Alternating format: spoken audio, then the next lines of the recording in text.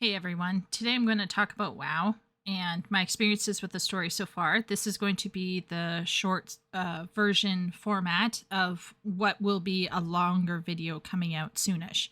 Longer video is close to 2 hours, but I thought I'd try to just focus on the writing and let the other video really talk about the nitty-gritty experiences and the ups and downs that I've had while playing the early zones of World of Warcraft. And today I'd like to talk about really specifically the writing. I also talk about the writing in that video and I go into a whole rant. So if you're interested in that, please keep an eye out for it. Subscribe to the channel. It will be coming out. We will be talking about it in more detail. Today I just kind of want to see if I can really state some of my struggles with the World of Warcraft story. And really kind of share my viewpoint on storytelling and what a narrative is. And I first feel like I need to trot out my credentials. So apologies to everyone who already knows the Chieko lore. Now, when I therefore come and look at a video game story, I'm coming from a fairly broad perspective. And whenever I hear about somebody, oohing and ahhing over what a story has done, how good it is, I really want to experience that. I want to see what it's all about. I want to get those tingly, sublime feelings that on occasion can happen to me. And World of Warcraft was one of those games that really piqued my interest. And so I attempted to play World of Warcraft about 3 to 4 times. And as everyone who knows the Chieko lore knows, it was a struggle. However, after watching some videos of certain people like Pyro and Bellular, some Akalon stuff, Asmongold talking about the WoW story being shitty, I had to figure it out for myself. I was curious because I knew that film writing was getting shitty. TV show writing has been getting shitty. Book writing itself is kind of lowering in its standards. So what's going on here? And is the video game industry being impacted by greater societal trends at large? So all of these kinds of questions kind of went into that one video where I was theorizing about why World of Warcraft's writing was going off the rails. But, theorizing is not good enough for me. I have to find out for myself. And that is why I started trying to play World of Warcraft again. And unlike a lot of people, I didn't go for Dragonflight. I went straight to the old zones and I wanted to see if I could experience the story from the beginning in a linear fashion. Spoiler alert, you can't really do that. It's not so simple. So let's get into narratives and how I view narratives. There are 3 ways for a person to engage with a story, or what I will call a narrative. So first off, there's, your average approach, which is reading a book. And when you generally read a book, you have little to no control over the narrative, right? You're getting in a roller coaster and you're just hoping that the writer is good enough to, take you on a little wild ride and that you won't regret spending your time and money on this purchase. So it doesn't matter if it's like an actual novel or a manga, the same thing, okay? Little to no control over the narrative. Even Choose Your Own Adventures has limited control over the ultimate narrative. And I'll talk about that in more detail later. The second, I think, level down for control would be playing a video game. And I say that it's a step down because you have a sense of agency. You have a sense of I'm making choices, but those choices are by virtue of the limitations of game development at this stage. Those choices are still limited, even if there is a supposed, multi-choice endings. Usually there's a definitive number on that. And of course, these games that have multiple choice endings, whether it's 2 endings, 5 endings, 3 endings, it doesn't matter. The semblance is of control and agency. And I think a lot of gamers, particularly male brain gamers, and that includes some biological females, these male brain gamers might have a sense of accomplishment from engaging with these agential systems, but at the end of the day, it is still all highly manipulated and kind of superficial, artificial, and in some cases, it is incredibly artificial. And in one game genre where the agency is by definition more limited would be MMOs, right? Because you have to share that world with other people, and trying to manage, a gajillion assets for a gajillion players, making a gajillion different choices would be almost impossible, at least with what we have in terms of architecture right now. That's what it seems like to me anyway. However, there are some games that attempt to give you as much control as they can. And this is where studios like Larian Studios come in, or certain other types of CRPGs come in, where the idea is to attempt to give the player as much agency over the environment and over the story as you possibly can. But I would argue, even so, the whole writing, the whole manner of speaking, even the amount of choices that you're given is still limited and limiting by definition. Okay, then we got the next layer of agency over narrative, and that would be daydreaming or writing your own book. So this is, for me, I think, the ultimate control.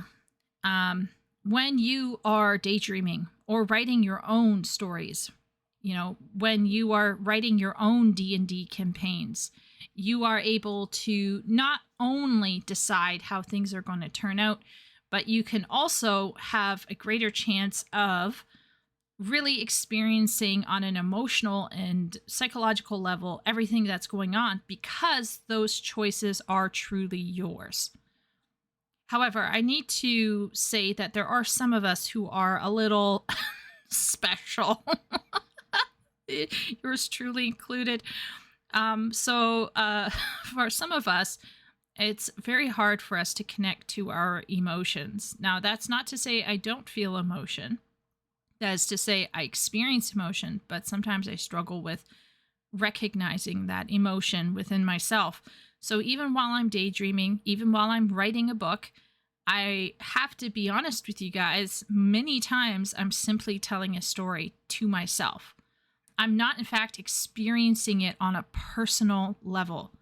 It is a rare moment in time where I will actually engage with a story on an emotional level. And only the rare book or the rare storytelling game has a chance to make me feel something beyond just sadness. So it's very easy for me to get depressed from something that is obviously depressing. And I think probably the one emotion that I can feel is just kind of like disappointment and depression. But to feel actual happiness, to feel anger, to feel all of these other kinds of emotions, it's actually very, very difficult for me to feel it in my heart, to feel it in my skin. And it's very difficult for me to engage with narrative, even when I'm writing it.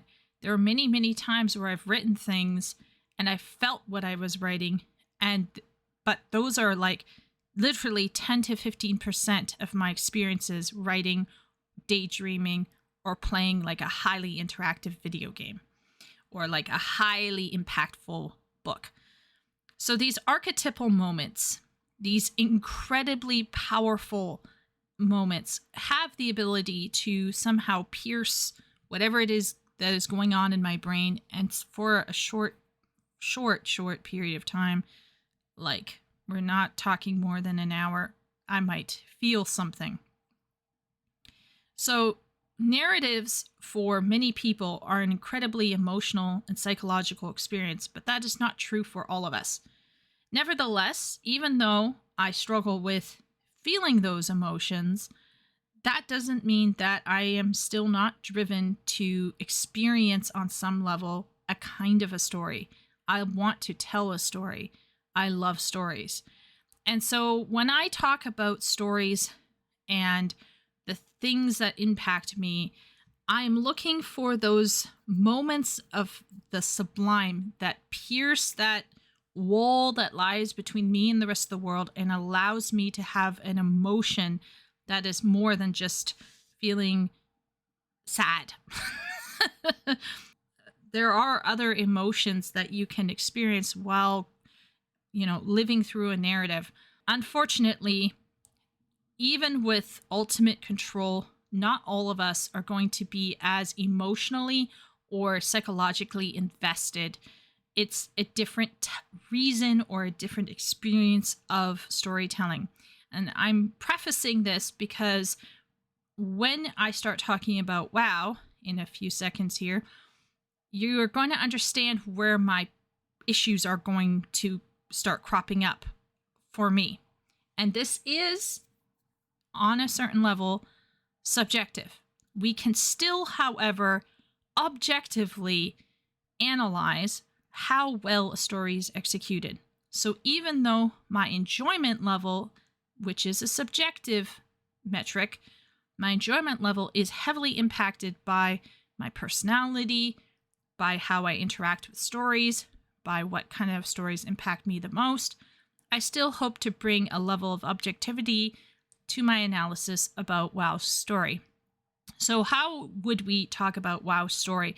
Well, I'd like to kind of look at it as I would a book or a video game. And I'm going to look at it on 3 different levels. There's the technical level, lore level, and story level. So the technical level is basically the mechanics. When we speak of mechanics, we're talking about simply the polish. So we're talking editing, revising. We're talking about things like capitalization, punctuation, spelling, and grammar. We're talking about, sentence structure. We're talking about how characters are basically characterized through their dialogue. Is there some kind of variety that we can see? Has effort been put in to create personalities for the various NPCs that you might be interacting with? And generally speaking, I would say, basing my experience off of Elwyn, Red Ridge, Duskwood, Stranglethorn, and Westfall. So I played those 5. Based off of what I've read in the text boxes, everything that I interacted with, that I could interact with, the little books or the scrolls or the letters that they gave you, most of it was well written. However, overall, I would say it's a bit difficult to analyze this level of writing in WoW because there isn't a lot of it. Once again, it's usually with items that you are experiencing this, or, for example, a dialogue box for the mission quest where a character might be telling something to you. And sometimes there's in-world cutscenes or actual cutscenes that are set within the environment, or apparently there are also high-rendered cutscenes that are completely separate, I think, from the game for the most part. So you got all of these 3 levels of cutscenes. I prefer highly rendered cutscenes or cutscenes that are within the world's environment, with a camera that moves around appropriately to show you what's going on. I do prefer that. The in-world air quote cutscenes that happen without movement of the camera, where you can just run your character around, throws me for a loop. Everyone knows this who has watched me stream World of Warcraft. If my camera isn't positioned correctly and everything, I will sometimes miss those in-world air quote cutscenes where the dialogue is, in the chat bubbles, and I won't realize what's going on until too late. So on a technical level, if I'm talking about how characters are, given variety, how is, the language used, what word choices are used, all of this kind of stuff on a technical level, I do think it's fairly solid for World of Warcraft. It's not poorly translated like what I've seen with some mobile games and other, Asian MMOs that I've watched on Josh Strife's videos. Okay, so like the actual language use is solid, right? We're not being confronted with grammatical errors here and there, like it's well done in that regard. The second level, which is the lore level, I have to be careful about talking about that because once again, I'm fairly new, but I'm going to be honest. When we're talking about lore, we're talking about world building, right? We're talking about whether the world building is consistent. And this is something that somebody like Preach or Pyro or Asmund or even some of the people within my own community, like Shay, for example, and Sim and Miro and all of these other people who really know their WoW lore, they might be able to weigh in and say, oh, the expansions have been consistent with the lore. But for me, the lore doesn't have any impact or make any sense at this point in time because of how the story has been executed. And we'll get into that in just a little bit. But basically, I don't really have as much of a handle on the lore. So if you ask me right now, based off of what I experienced with the first 5 zones, I know that there are bad creatures out there that I need to kill. I know that King Varian isn't respected for some reason. Don't know why. There was some bad thing that happened.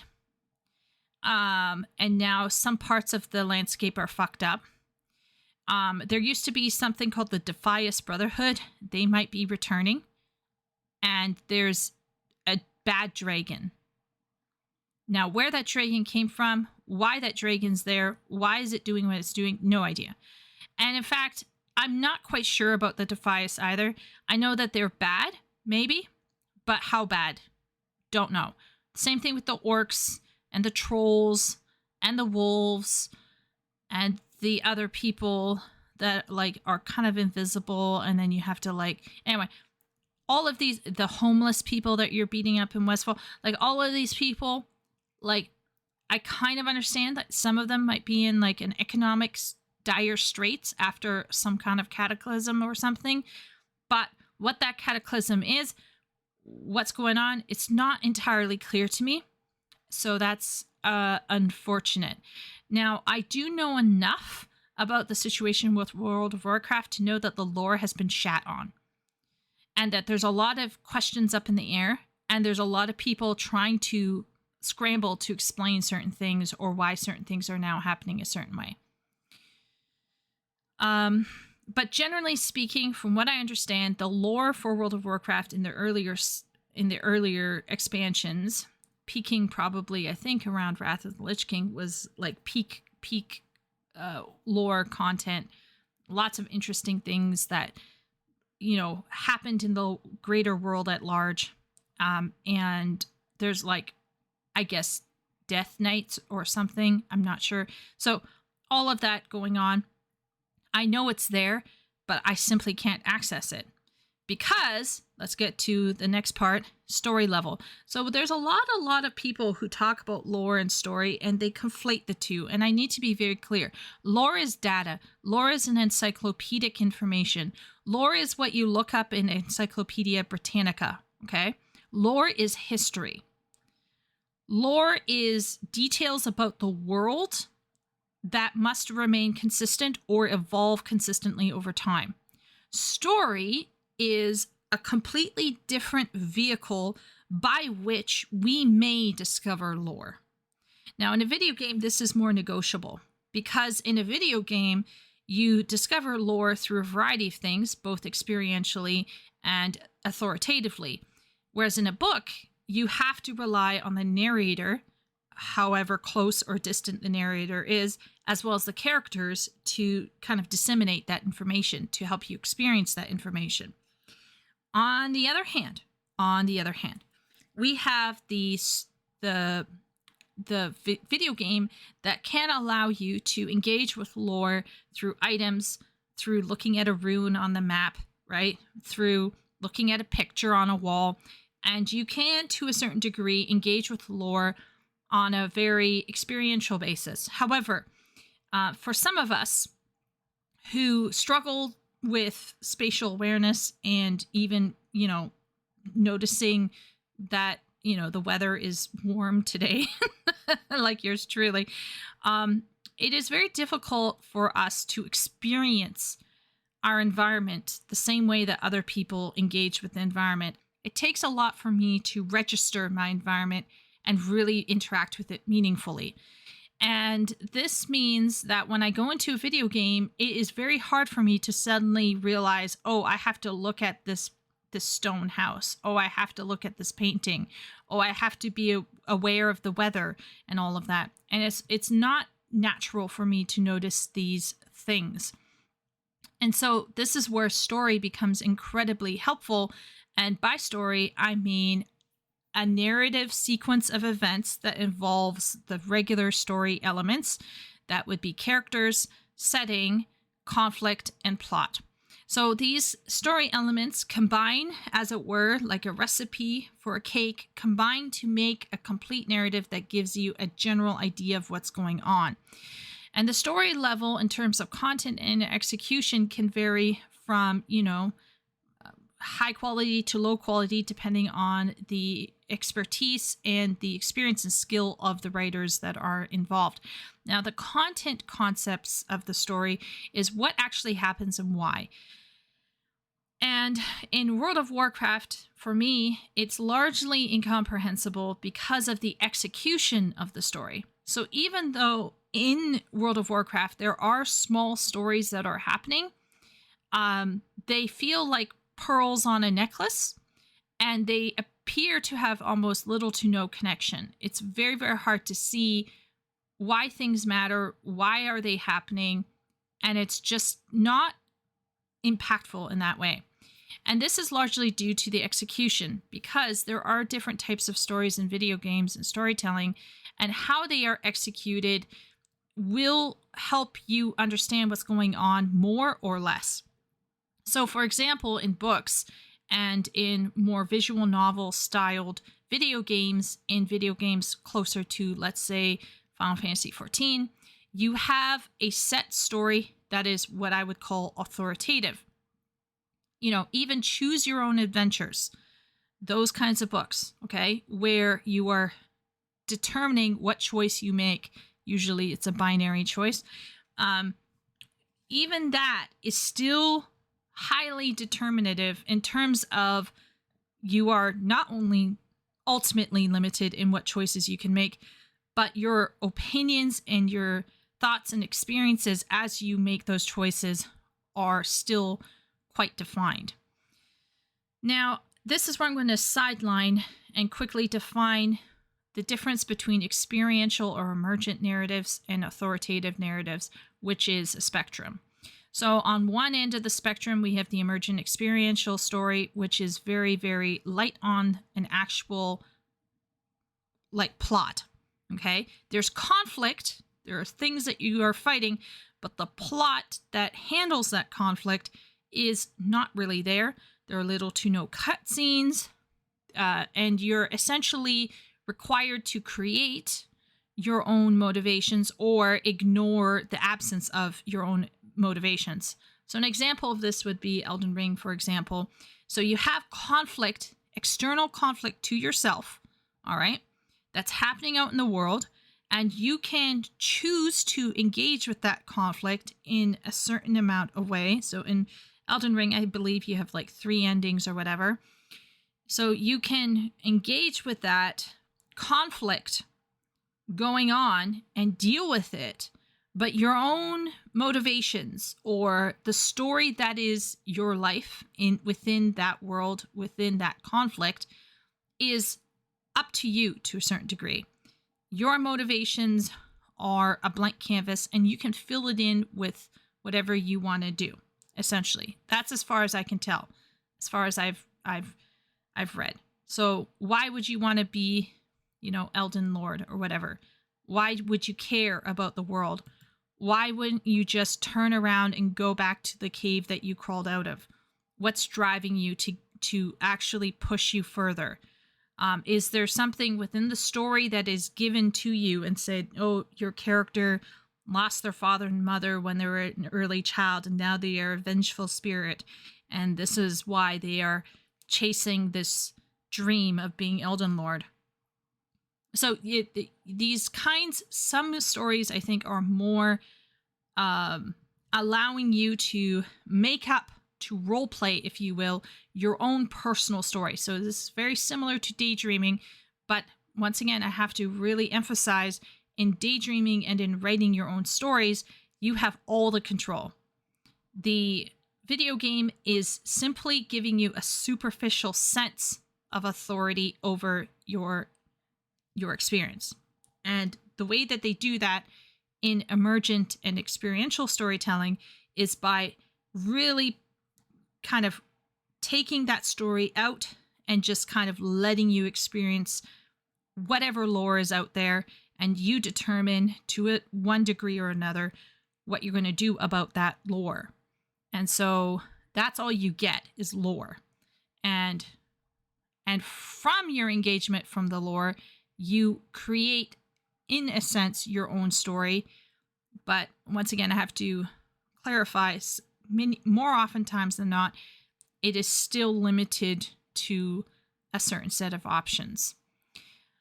There are, however, some video games that kind of take off the kids' gloves and they stop pretending to give you choice. And these will be more authoritative storytelling. I often think of JRPGs, really. I think Japanese role-playing games are the closest to what I'm talking about here, where you will have a lot more story. You will have an actual plot. It will have an actual climax. There is an actual resolution and ending. The endings there might be some variety. There might be lip service to choice. Remember, this is a spectrum that we're on. But generally, authoritative stories are executed via cutscenes, and more often than not, there is some form of a narrator, either voiced or unvoiced, where you are able to ascertain your own motivations and experience another person's journey. So basically, it's kind of like playing Joe and Ellie in Last of Us, because Joe and Ellie are their own people, and you're simply experiencing the world and the lore through their story. And Final Fantasy XIV is another example where you can give your world Warrior of Light flavor, but at the end of the day, Warrior of Light is a very specific archetype. And Final Fantasy as a whole, as a brand, really specializes in archetypes, which is my jam. So that's why I respect that storytelling mode quite a bit. I think archetypes are very powerful, particularly when they're handled well. But essentially, with a lot of JRPGs, with a lot of these kinds of RPGs, your engagement with the lore is through the lens of a linear story that's very much like getting on a roller coaster and going for a ride. And that story could be extremely limited to a very limited perspective. Whereas another game might have both characteristics of storytelling. They might have this more authoritative storytelling at moments, but then still let you have some choices. And that's where I think Witcher 3, for example, comes in. You're playing a definitive character, Geralt, and there is a definitive conflict going on, and how you engage with that conflict will create one of, I believe, 3 basic story endings. And you can determine some other side shit, but you're still playing as Geralt. You're not playing as Femme Geralt. You're not playing as Soy Geralt. You're not playing as, some other random kind of person that you just made up. You're still living the life of Geralt, but you do have some choices on how Geralt's going to eventually, where everything is going to kind of fall into place. And so this is where I think video game narratives are on this kind of sliding scale spectrum of being highly focused on just player agency and just interacting with lore raw as we live our life, very similar to how we live our lives. Or, on the other hand, there is this much more controlled narrative that you can experience where you are simply walking in the skin of another character. And that can sometimes be quite limited, but still very engaging in its own right. And so this is why I think when we talk about video games and engaging with video game stories, we have to be very clear as to what this story is supposed to be offering us. We can't go into Elden Ring and shit on Elden Ring for not having a story if that's not the intention of the game development team. If they wanted to create something a bit more personal and agential, that's what they have chosen. We can't go in with our rubric for authoritative storytelling and start shitting all over Elden Ring, because Elden Ring wasn't created to provide that. And of course, role-playing, which is a very important thing for a lot of people. Role-playing can happen both in the emergent experiential narratives as well as the authoritative narratives. But I will say that the emergent experiential narratives gives you a lot more room to make shit up about your character. Whereas at the end of the day, when analyzing a story, when looking at themes, when parsing archetypes, motifs, when considering tropes, when actually engaging with academic, objective analysis, the authoritative story has singular forms of interpretation at the end of the day. You can still crunch down to a formula or a statement or thesis you can make about those experiences and that particular story that you engaged with. I'm going to give an example. I know somebody in my community who loves roleplay in Final Fantasy XIV. And I also know some other people who love roleplay in World of Warcraft. In World of Warcraft, things are a bit more loosey-goosey about who your character is.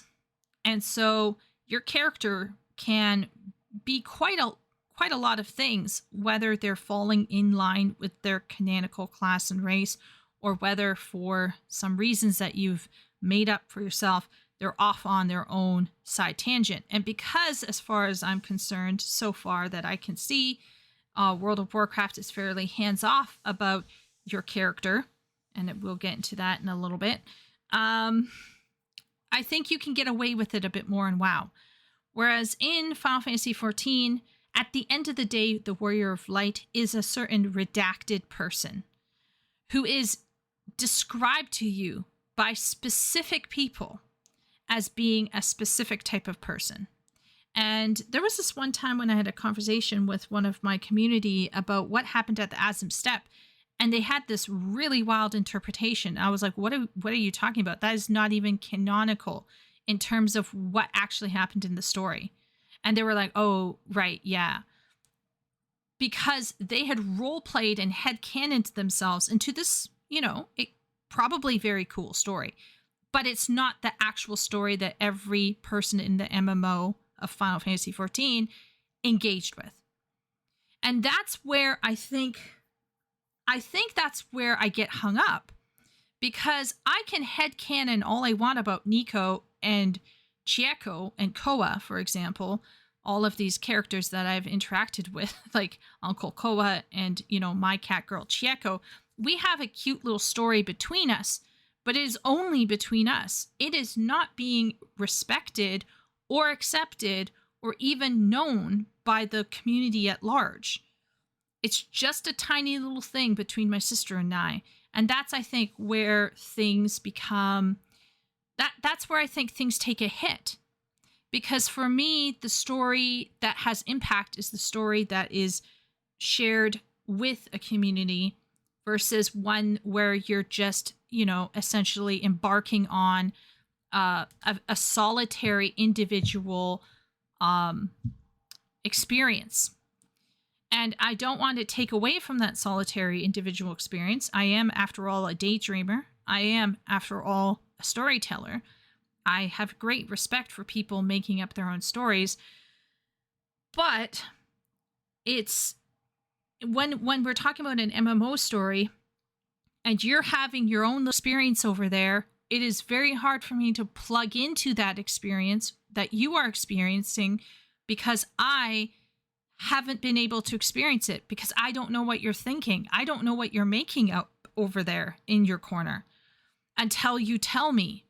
And that is, I think, a huge issue when it comes to role playing, intensive kind of frameworks, is that it can be very hard for people like myself who struggle with being social, who struggle with wanting to talk to humans. It's very hard for us to then want to go and walk over to somebody in an MMO and start engaging with them, particularly after a long day at work. And it's very hard for us to then want to accept that what that headcanon person came up with is appropriate for what I want to think about the world. And so there has to be a level of compromise. So authoritative storytelling is essentially that compromise built in for you. And that's where I find it extremely helpful. It allows me to relax, as it were, to take a back seat, as it were, and say, hey, you know what? I'm going to get into this roller coaster. I'm going to see where it takes me. And I want to experience that roller coaster to its full, length. But unfortunately, with World of Warcraft, the roller coaster was blown up by a bomb, and there are parts and pieces of metal everywhere, and I'm just picking up one and I'm like, oh, that looks cool. Oh, that's just a piece, and it's now permanently broken from everything else, and I have no way to connect it to that piece, so there's no ride here anymore, at least. Yeah. So for me, the early WoW story is super close to Elden Ring because of how it is executed. You're basically running around from zone to zone with no clear motivation as to why your character should care. However, at least in Elden Ring, the hook is simply the challenge of beating, all of the people up and becoming the Elden Lord, with the side option of choosing, those endings. At least Elden Ring has baked into the genre itself a sense of intrinsic motivation. I still think it's not necessarily my cup of tea, but I can recognize it is what it is. But MMOs are a little bit different, because there's a different variety of approaches. There's more loosey-goosey definitions of what kind of narrative is okay for an MMO. And so, in my opinion, WoW's lore and story for the early stuff, which was, has been touted as being the best parts of the story that people like to engage with the most. It's the stuff that Asmund keeps talking about, like going back into the forest of Elwyn and hitting wolves and stuff. That's considered to be like, Wrath of the Lich King. Ooh, Legion. Ooh, so fun. But in terms of story, like, was it ever peak? And that's what I'm here to find out. And so far, I'm really sorry, guys. I'm sorry to say this, but I don't think it's really peak, because the execution is such that it's not quite the emergent experience that some people might enjoy, but it is closer to being more emergent experiential. But it's not able to hook me in. And I think part of the issue is that all of the stories that have potential impact are undercut by the lack of the authoritative approach. So, for example, you have a story about Hope, Saldine, or Tobias Mistmantle, or Abercrombie the Necromancer, or that one soldier lady who had her missing dad and she was kind of like bitter and sad, or the pirates. And all of these, John J. Keeshan, all of these stories were fantastic. Really, they were. Like, if we look at the bones of them, if we place the bones together on an autopsy table, everything that is really cool is right there. Hope, spoiler, Hope is in fact the actual daughter of the leader of the Defias Brotherhood, and she hasn't forgotten the day that she saw her dad get killed by, I guess, the pre-Cataclysm players of WoW. Anyway, and now she's going to be the new leader, and she's going to, cause trouble in Westfall. I honestly thought that the whole Hope story was really, really impactful and compelling. Same thing with Tobias, trying to find his brother. But Tobias is also a Worgen. Abercrombie, what is he about? You know, he's some kind of weird bro who gets you to raise a monster in the middle of a village by accident because you're really stupid. But anyhow, you know, the girl with the missing dad, very sad story. Very, very sad, right? All of this, you know, I was ready to care. But because there weren't cutscenes, because the moments of emotion were undercut by weird execution, you know, because there were no moments of reflections, there were no moments of explanation, there were no ways to really, really spend time with the characters, you just felt rushed. You felt rushed. You felt like bam, bam, bam. Just push it through. Just get through it. And so there was no moment to breathe. And the few times that there were cutscenes, most of them were in the world with chat bubbles above their head. And because of the way I handle my camera, I'm usually pulled out to such a degree that I'm lacking any kind of body language that I might be able to read. Pretty terrible at reading body language, but it lacks emotional and psychological impact. And I think it's because of the execution of what authoritative story structure could have been there. It's just not there.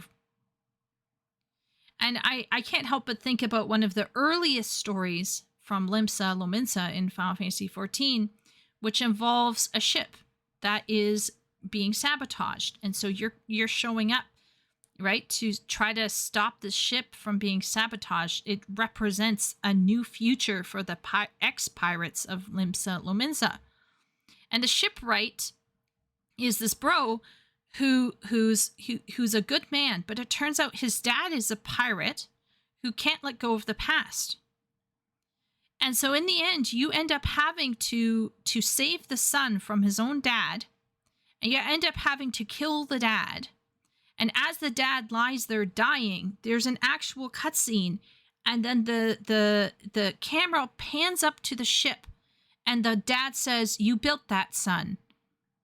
And it goes black. It's very anime-like, and it's like, you know, it's a good ship or whatever.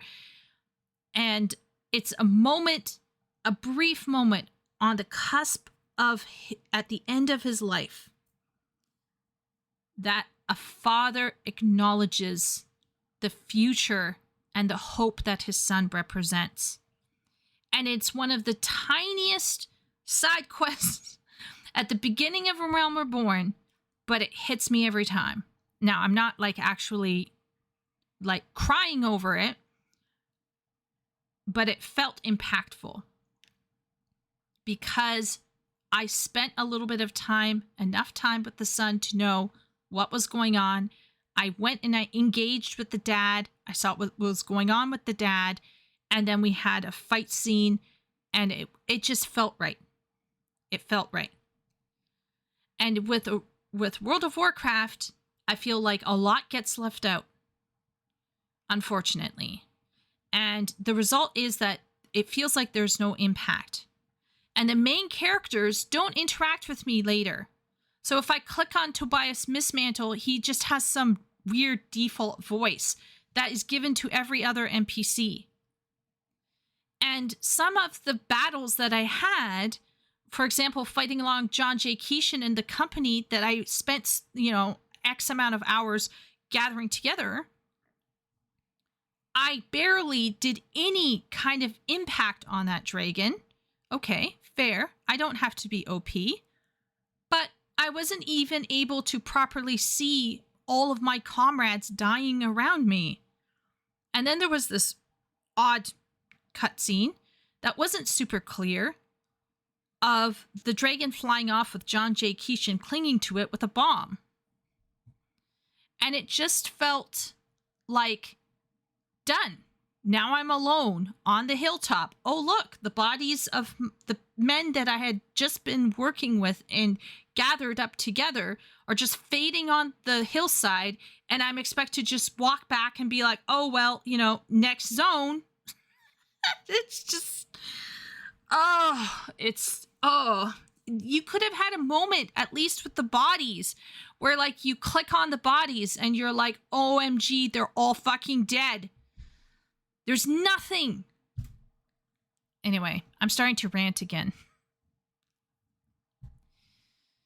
Between that and other issues I have with certain ways that side content is being handled, I feel like what is left for me to get excited about?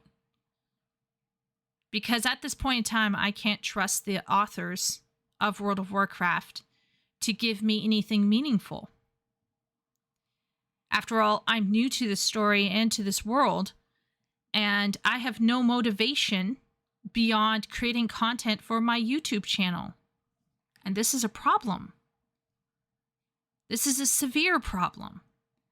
I should at least have a kind of personal motivation for why I'm playing this game. Maybe for some people it's enough that they're just bored and they have no life and they can just go and burn it in an MMO. But is that what we're going to settle for narratively? I just don't know. I just don't know. I just like, oh, don't like that. Don't like that. Anyway, look at me go.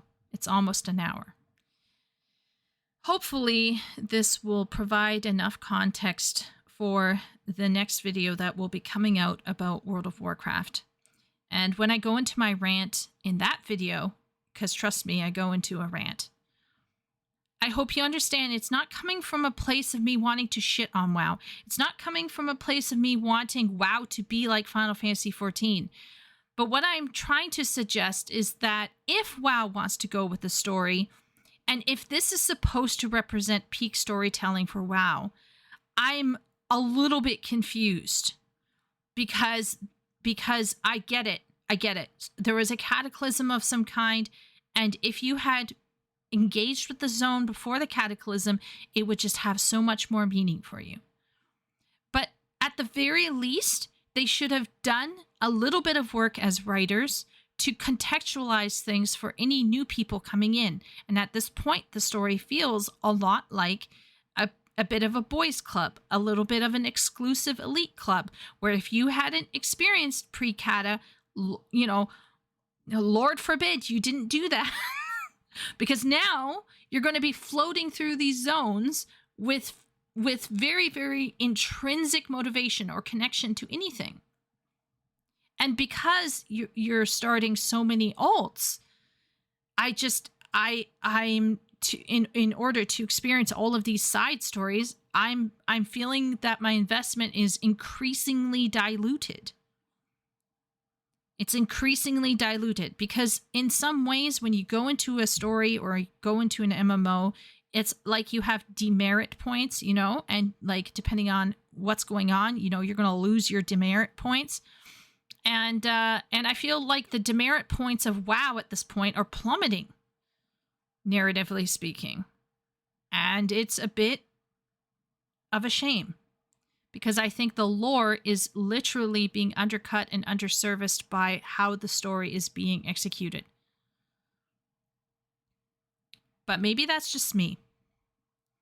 Maybe that's just me. Because once again, I have also struggled with Elden Ring and making sense of Elden Ring.